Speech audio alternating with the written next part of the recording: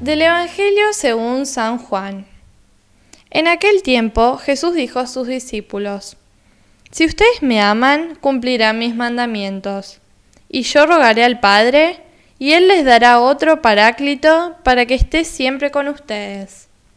El Espíritu de la verdad, a quien el mundo no puede recibir, porque no lo ve ni lo conoce.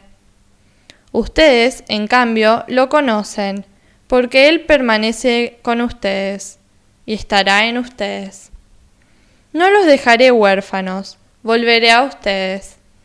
Dentro de poco el mundo ya no me verá, pero ustedes sí me verán, porque yo vivo y también ustedes vivirán. Aquel día comprenderán que yo estoy en mi Padre, y que ustedes están en mí y yo en ustedes.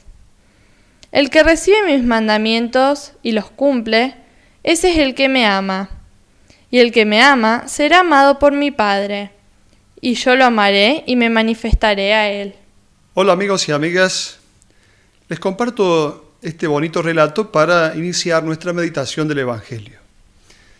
Había una vez un pequeño niño que quería conocer a Dios.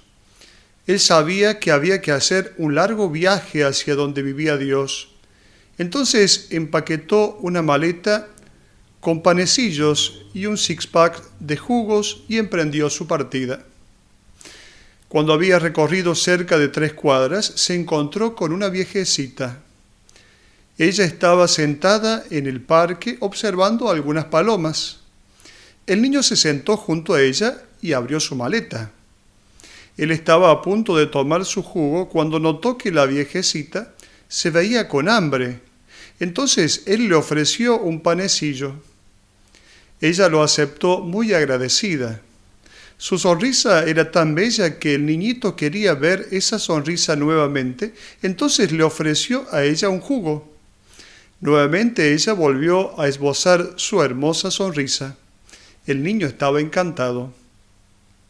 Ellos se quedaron allí toda la tarde, comiendo y sonriendo, pero ninguno de ellos decía palabra alguna. Cuando empezó a oscurecer, el niño estaba cansado y se levantó para irse. Antes de haber dado unos pasos más, se dio vuelta y corrió hacia la viejecita y le dio un abrazo. Ella le dio la más grande y hermosa sonrisa. Cuando el niño abrió la puerta de su casa, su madre estaba sorprendida por la felicidad que el niño demostraba. Ella le preguntó cuál era la causa. Él le contestó: he comido con Dios. ¿Y sabes qué? Tiene la sonrisa más bella que he visto. Mientras tanto, la viejecita, también con mucha felicidad, regresó a su casa. Su hijo estaba anonadado por la paz que demostraba en su cara y preguntó: Madre, ¿qué hiciste el día de hoy que te ha hecho tan feliz? Ella contestó: yo comí panecillos en el parque con Dios. ¿Y sabes qué? Es más joven de lo que esperaba. Bonito este relato para introducir nuestro pensamiento de este Evangelio de hoy. Este Evangelio, una vez más, tomado del capítulo desde el 13 al 17, esto que se llama la hora de Jesús, el libro de la hora. Esto que es el discurso de despedida de Jesús.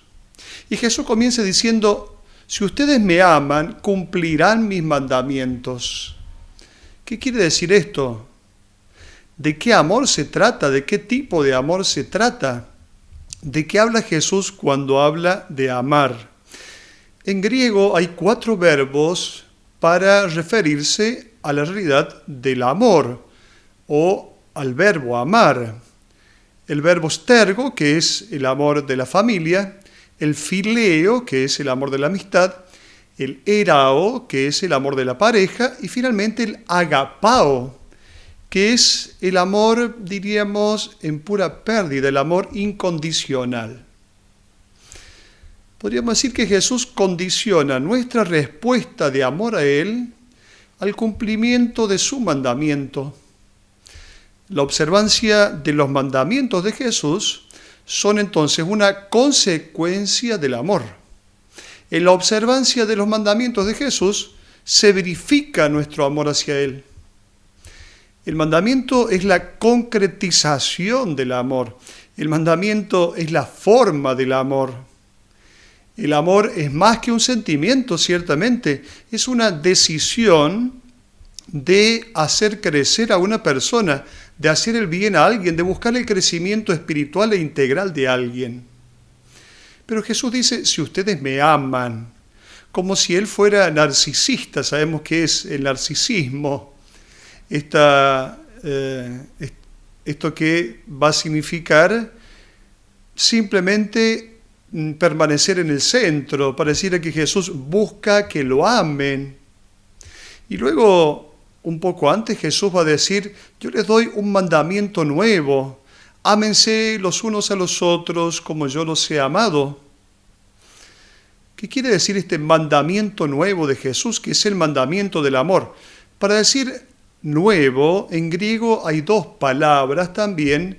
Neos es una de las palabras y kainos es la otra palabra. En el Evangelio de Juan, en el capítulo 13, se usa esta palabra, kainos. Neos hace referencia a lo nuevo en el tiempo, diríamos lo reciente, lo joven, lo fresco. En cambio, kainos es nuevo en su naturaleza, por tanto, cualitativamente nuevo. Neos subraya, diríamos, el carácter de presencia reciente en comparación con el pasado. En cambio, kainos hace referencia a las realidades más distintas, absolutamente maravillosas. Este es el mandamiento nuevo de Jesús, una realidad absolutamente nueva respecto de los mandamientos de la ley de Moisés. Jesús nos dice que tenemos que amar. Ahora, ¿puede el amor ser obligado? Evidentemente, desde el momento en que comienza a ser obligado, deja de ser amor. Se trata entonces de una respuesta a un mandamiento cero, le podríamos llamar, que es el dejarse amar por Jesús. El amor de Jesús no obliga, pero sí conquista. Es como el amor del esposo. Podríamos pensar en el amor del esposo por la esposa que permanentemente conquista. Ahora, ¿cómo sé yo si amo a Jesús? Lo dice la palabra, justamente, si yo recibo su palabra en mi vida, entonces porque amo a Jesús. ¿Y cómo sé que yo he recibido su palabra en mi vida? Si cumplo sus mandamientos. Y utiliza el plural, el Evangelio, cuando habla de los mandamientos, sus mandamientos. ¿Por qué? ¿Habla de los 10 mandamientos? No. Se trata del único mandamiento, que es el mandamiento nuevo del amor. Pero es en plural, está dicho en plural, porque este nuevo mandamiento se expresa de diversas maneras. Si nosotros nos preguntamos, ¿dónde está Jesús para amarlo? La respuesta es muy simple, está en aquella persona que necesita de mí. Y esta dimensión del amor, esta pluralidad del amor, entonces se expresa en tantas realidades. Amar es respetar. Y este respeto, más de una vez, pasa por un culto al silencio. Amar es adaptarse. Y en esta adaptación a veces tenemos que perder, entre comillas, para ganar a una persona. Luego, amar es perdonar. Y entonces este amor hace desaparecer el odio, la venganza, el resentimiento, la envidia, los celos. Ciertamente sabemos que perdonar significa desligarnos de algo que negativamente nos une a alguien. Luego, amar es aceptar. Aceptar al hermano tal como es, no tal como yo quisiera que fuera. Amar es comunicarnos, amar es acoger. Y entonces en esta acogida está la escucha como algo fundamental. Amar es dialogar. Y en el diálogo, la humildad es la condición indispensable para el diálogo. El diálogo no es un monólogo en 2 turnos. Ahora hablas vos, luego hablo yo, después vos, después yo, y cada uno sigue pensando lo que quiera. Eso no es diálogo. Finalmente, amar es también asumir al hermano difícil, es esta capacidad de perder el tiempo, justamente, entre comillas, una pérdida para una ganancia. Pareciera que todo esto nos resulta difícil de lograr. Y por eso cuando pensamos que todo esto no podemos hacerlo, es cuando Jesús nos habla del Paráclito. ¿Qué quiere decir este Paráclito, este espíritu? Es el título, podríamos decir, más que título, mejor diríamos, la actividad que lleva a cabo el Espíritu en nosotros. ¿Por qué se utiliza esta expresión Paráclito? Que va a significar defensor, protector. El que se llama para que esté al lado, este es el Paráclito. Expliquémoslo mejor. En el tiempo de Jesús no existía la figura de un abogado defensor.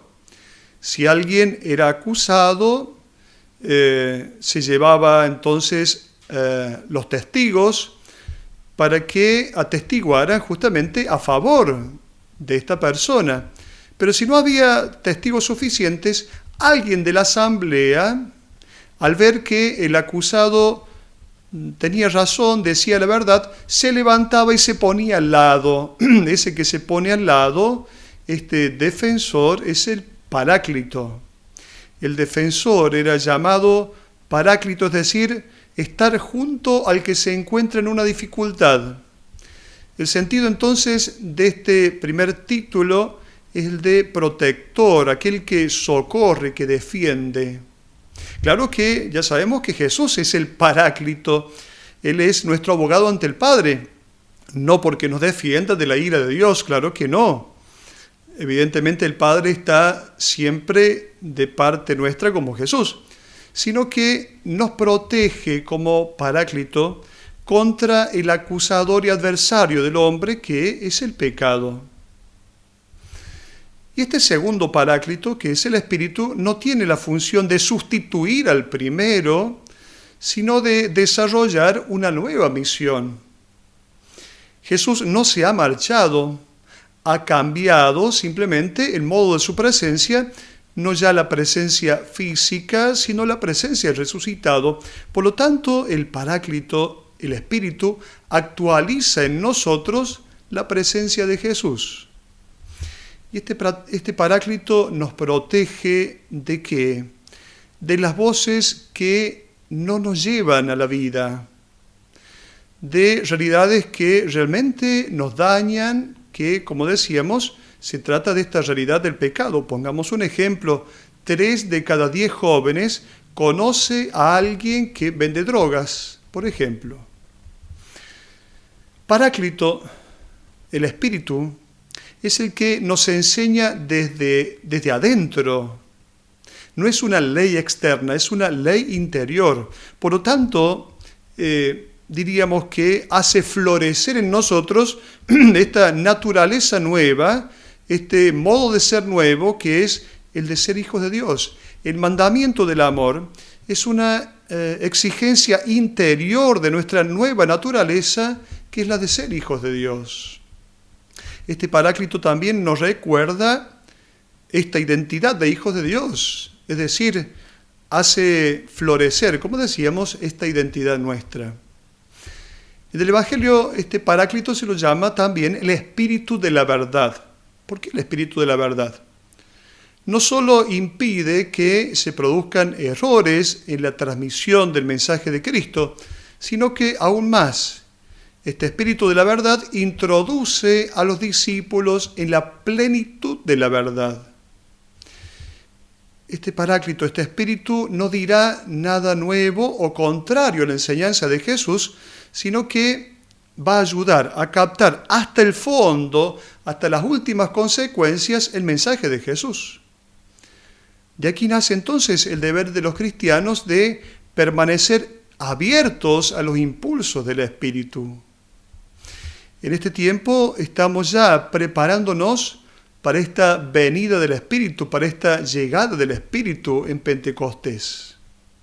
Este Espíritu que hace de nosotros nuevas criaturas, este Espíritu que nos capacita para amar. Por eso vamos a finalizar con esta bonita oración que se atribuye a Francisco de Asís, justamente para recrear el mundo nuevo que Jesús nos ha propuesto vivir. Señor, haz de mí un instrumento de tu paz. Que allá donde haya odio, yo ponga el amor. Que allá donde hay ofensa, yo ponga el perdón. Que allá donde hay discordia, yo ponga la unión. Que allá donde hay error, yo ponga la verdad. Que allá donde hay duda, yo ponga la fe. Que allá donde desesperación, yo ponga la esperanza. Que allá donde hay tinieblas, yo ponga la luz. Que allá donde hay tristeza, yo ponga la alegría. Oh Señor, que yo no busque tanto ser consolado como consolar, ser comprendido cuanto comprender, ser amado cuanto amar. Porque es dándose como se recibe, es olvidándose de sí mismo como uno se encuentra a sí mismo, es perdonando como se es perdonado, es muriendo como se resucita a la vida eterna. Hasta la próxima.